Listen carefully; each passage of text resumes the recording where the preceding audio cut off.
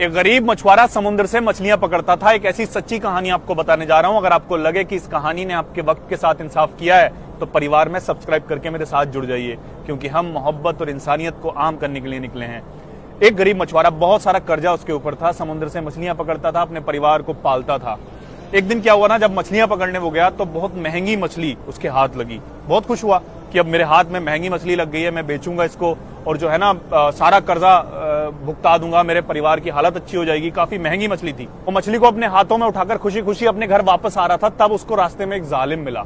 होते हैं ना कुछ जालिम लोग जो जुल्म करते रहते हैं। उसने उसके हाथों में मछली देखी, अरे ये तो बहुत महंगी मछली है। उसने उसका रास्ता रोक कर खड़ा हो गया, बोला ये मछली मुझे दे दे। अब वो कमजोर था, बोले नहीं है, बहुत मेहनत से मछली आई है, मेरे परिवार के अच्छे दिन होने वाले हैं, ये मछली मैं नहीं दे सकता।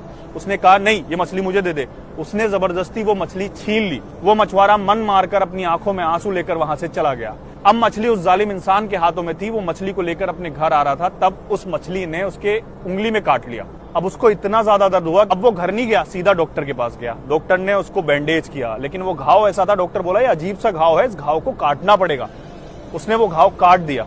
फिर अगले दिन जब वो पट्टी कराने के लिए गया तो वो जख्म कम होने की जगह और बढ़ गया था। डॉक्टर ने कहा इसका इन्फेक्शन बढ़ रहा है, ये उंगली काटनी पड़ेगी। तो मरता क्या ना करता, उंगली काटी।